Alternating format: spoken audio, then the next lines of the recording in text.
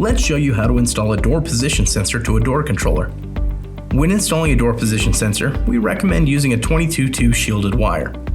Pull the 22-2 shielded wire through the opening of the enclosure.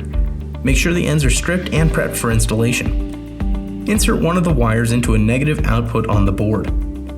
In this case, we can use the second reader port.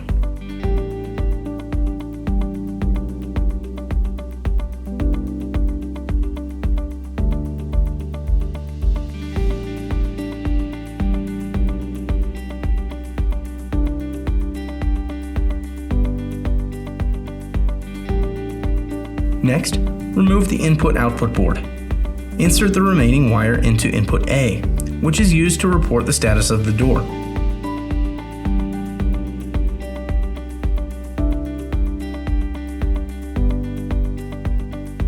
Replace the terminal block. Installation of a door position sensor is now complete.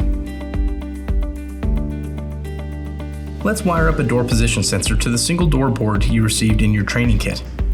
Follow the instructions in the wiring diagram shown. Pause the video if necessary, and resume when completed.